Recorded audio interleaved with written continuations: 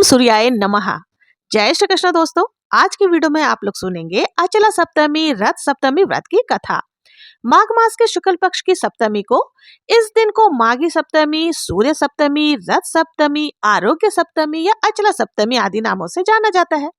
इस दिन विशेष प्रकार से गंगा स्नान करना, दान पुण्य का कार्य करना, भगवान सूर्य देव की आराधना करने का विशेष महत्व माना गया है। इस दिन सूर्य देव की आराधना करना जो कि बहुत ही बड़ा और शुभ फलदायी माना जाता है। कहा जाता है कि भगवान सूर्य ने इसी दिन अपने दिव्य ज्योति से पृथ्वी को प्रकाशित किया था। इस कारण से इस दिन को भगवान सूर्य देव की जयंती के रूप में भी मनाया जाता है। शास्त्रों के अनुसार इस दिन जो भी भगवान सूर्य की आराधना करते हैं और बिना नमक खाए मीठा भोजन अथवा फलाहार करते हैं, उन्हें एक बार में ही पूरे वर्ष के बराबर फल की प्राप्ति हो जाती है। अब आइए सुन लेते हैं रथ सप्तमी व्रत की 3 प्रमुख कथाएं। एक कथा में श्री कृष्ण के पुत्र शांब और सूर्य उपासना। पुराणों के अनुसार एक बार भगवान श्री कृष्ण के पुत्र शांब को अपने शारीरिक बल पर अत्यधिक अभिमान हो गया। एक समय दुर्वासा ऋषि भगवान श्री कृष्ण से मिलने आए। वो लंबे समय तक तपस्या करने के कारण अत्यंत दुर्बल हो चुके थे। ऋषि की दुर्बल अवस्था देखकर शांब जोर जोर से हंसने लगा और अहंकारवश उनका मजाक उड़ाने लगा। दुर्वासा ऋषि ने उसे अपना अपमान समझा और क्रोधित होकर शांब को कुष्ठ रोग होने का श्राप दे दिया। जब शांब कुष्ठ रोग से ग्रसित हो गया, तब भगवान श्री कृष्ण ने उसे सूर्य देव की उपासना करने की सलाह दी। पिता की आज्ञा मानकर शांब ने मित्रवन में चंद्रभागा नदी के समुद्र संगम के पास कोणार्क में 12 वर्षों तक तपस्या की और सूर्य देव को प्रसन्न किया। सूर्य देव की कृपा से उसे कुष्ठ रोग से मुक्ति प्राप्त हुई। बोलो सूर्य भगवान की जय। रोग मुक्त होने के बाद शांब ने सूर्य देव का मंदिर बनवाने का निश्चय किया। एक दिन चंद्रभागा नदी में स्नान करते समय उसे सूर्य देव की एक दिव्य मूर्ति प्राप्त हुई। मान्यता है कि यह मूर्ति श्री विश्वकर्मा जी द्वारा निर्मित थी। शांब ने मित्रवन में एक भव्य मंदिर बनवाकर उस मूर्ति की स्थापना की।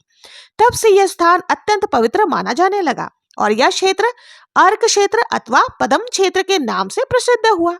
आज यह स्थान कोणार्क सूर्य मंदिर के रूप में विख्यात है, जहां रथ सप्तमी पर बड़े ही धूमधाम से पूजा आराधना की जाती है। अब दूसरी कथा के अनुसार गणिका और अचला सप्तमी का व्रत कथा। सूर्य सप्तमी की दूसरी कथा के अनुसार एक गणिका नाम की स्त्री ने अपने जीवन में कभी दान पुण्य नहीं किया था।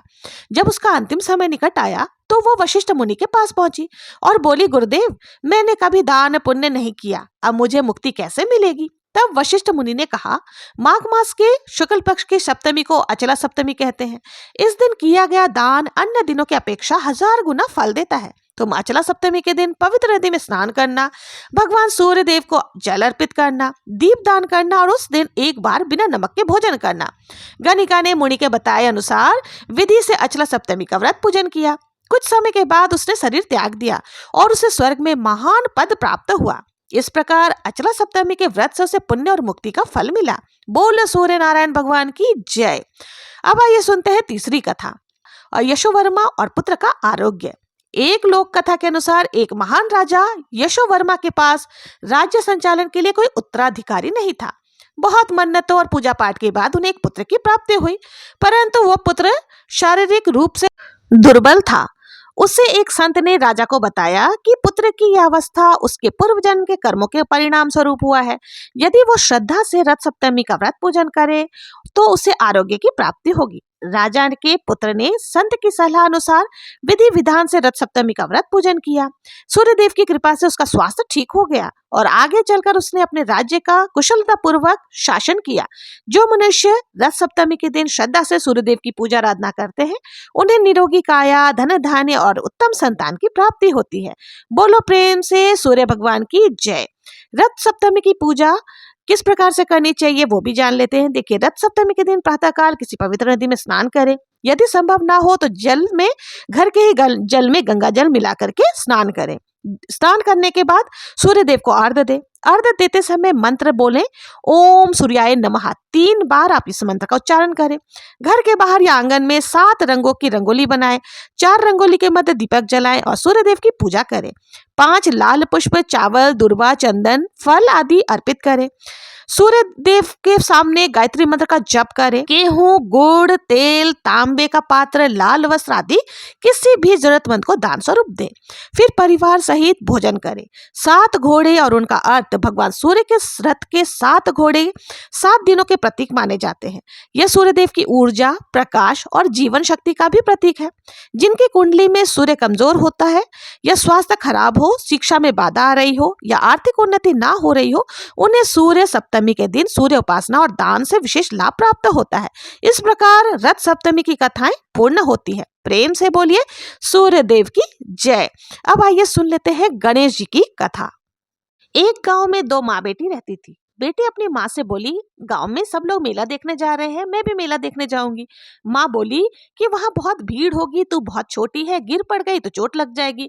लेकिन बेटी नहीं मानी। बेटी ने माँ से बात करके माँ को मना ही लिया और मेला जाने के लिए जिद कर ली। तब माँ ने बेटी को जिद के आगे हार मानते हुए उसे एक लड्डू और गड्डी में पानी दे करके कहा, लड्डू गणेश जी को खिलाकर पानी पिला देना, दूसरा लड्डू तुम खाकर बचा हुआ पानी पी लेना। बेटी मेले में चले गई। मेला समाप्त होने को आया। सारे गांव वाले वापस आ गए, परंतु बेटी वापस नहीं आई।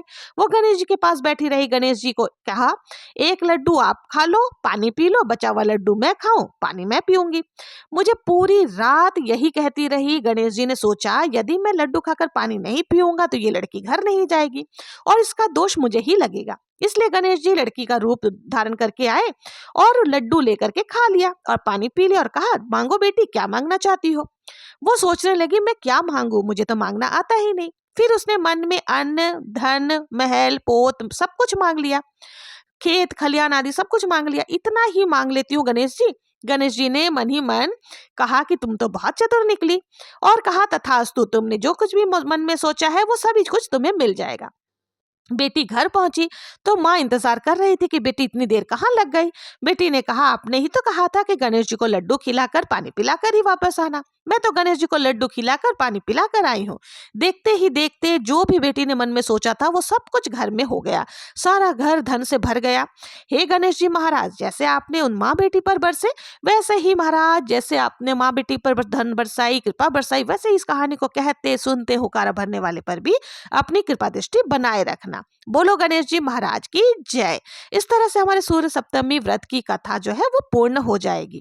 कथा सुनने के बाद अगर आपने हाथ में अक्षत लेकर कथा सुना है तो वो, या फिर गेहूं लेकर के आपने कथा सुना है तो उससे हमें सूर्यदेव को अर्घ्य दे देना चाहिए। सूर्य सप्तमी के दिन हमें भगवान सूर्यदेव का पूजन कैसे करना है इसका मैंने पहले ही आप लोगों को बता दिया है। और सूर्य सप्तमी की कथा आप लोगों को कैसी लगी, अगर पसंद आई हो तो प्लीज मेरे चैनल को सब्सक्राइब करें, लाइक करें, ज्यादा से ज्यादा शेयर करें ताकि दूसरे लोगों को भी इस व्रत का लाभ प्राप्त हो सके। चलिए मिलते हैं नेक्स्ट वीडियो में, तब तक के लिए जय श्री कृष्णा। ओम सूर्याय नमः।